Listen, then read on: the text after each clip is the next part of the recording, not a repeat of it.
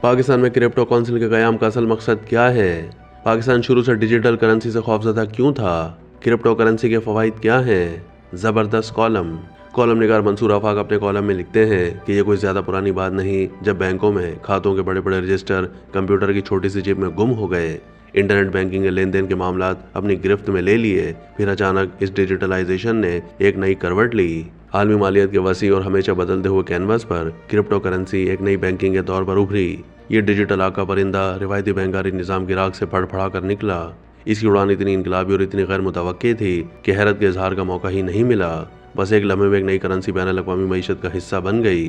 ایک ایسی کرنسی دنیا میں درائی جس کا مرکزی بینک کسی .com پر موجود نہیں ہے۔ کالم نگار کے مطابق سب سے پہلے چین اس کرنسی سے متاثر ہوا اور اس نے ڈیجیٹل یوان لانچ کیا۔ اب صدر ڈونلڈ ٹرمپ نے بھی اس انتظامی حکم نامے پر دستخط کر دیے ہیں جس کے تحت $17 بلین کا کرپٹو کرنسی ریزرو قائم کیا گیا ہے۔ بھارت نے کرپٹو کرنسی کے استعمال کو محفوظ بنانے اور سرمایہ کاروں کے تحفظ کو یقینی بنانے کے اقدامات کیے ہیں۔ اس میں سرمایہ کاری کرنے کے لیے مراعات فراہم کی ہیں جس سے ایک متحرک اور جدید ڈیجیٹل معیشت کی بنیاد رکھی جا رہی ہے۔ دنیا کے کئی ممالک نے بٹ کوائن کو قانونی حیثیت دے رکھی ہے۔ وسطی امریکہ کے کچھ ممالک نے تو اسے دوسری کرنسیوں کی طرح ایک کرنسی قرار دیا ہوا ہے۔ مالٹا، سوئٹزرلینڈ، سنگاپور اور پرتگال میں کرپٹو کرنسی کے لیے سازگار قوانین موجود ہیں، جبکہ فرانس، جرمنی، جاپان، کینیڈا اور برطانیہ جیسے کچھ ممالک میں اس کے استعمال کی اجازت ہے، لیکن اس کے استعمال پر سخت قواعد و ضوابط اور ٹیکس لاگو ہیں۔ منصور آفاق دنیا میں ڈیجیٹل کرنسی کے استعمال پر مزید تجزیہ پیش کرتے ہوئے لکھتے ہیں کہ شروع میں پاکستان اس کرنسی سے خوفزدہ ہوا اور یہاں کرپٹو کرنسی کو غیر قانونی قرار دے دیا گیا، جس کا بنیادی مقصد مالی استحکام اور صارفین کے تحفظ کو یقینی بنانا تھا۔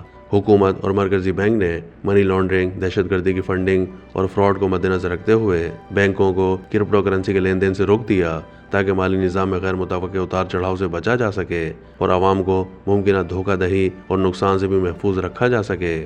مگر حکومت کو جلد احساس ہو گیا کہ ہم چھوٹے چھوٹے نقصانات سے ڈر کر ایک بڑے فائدے سے منہ موڑ رہے ہیں، سو کرپٹو کونسل کا قیام عمل میں لایا گیا۔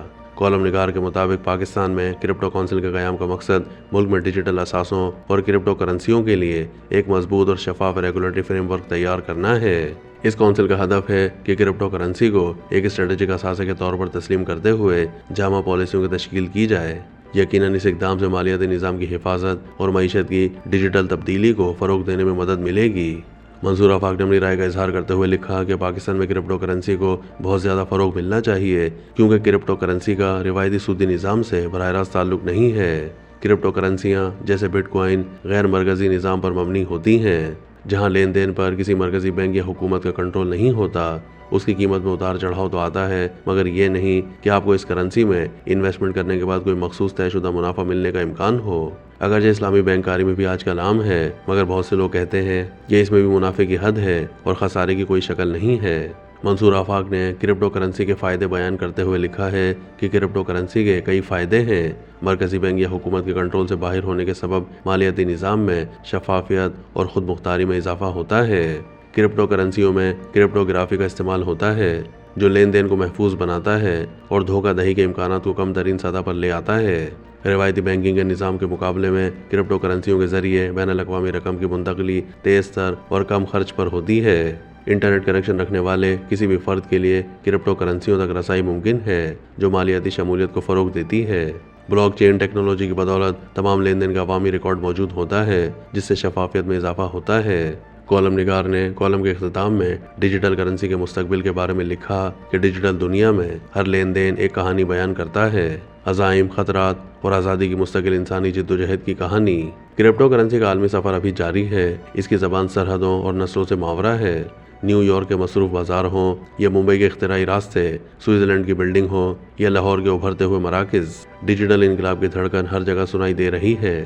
اس منظرنامے میں ہم اپنے مشترکہ مستقبل کی جھلک دیکھ سکتے ہیں، ایک ایسا مستقبل جہاں پیسہ صرف تبادلے کا ذریعہ نہیں بلکہ یہ وہ کینوس ہے جس پر ہم اپنی مشترکہ تقدیر کی تصویر کشی کر رہے ہیں۔ لیکن آئندہ اس نگار خانہ میں ہماری حیثیت اسی وقت ابھر کر سامنے آ سکتی ہے جب ہر نوجوان کے پاس اس کا اپنا کمپیوٹر ہوگا، جب ہر گلی اور محلے میں انٹرنیٹ کی مفت سہولت موجود ہوگی، جب بچوں کو پہلی جماعت سے کمپیوٹر پر تعلیم دینے کا سلسلہ شروع کیا جائے گا۔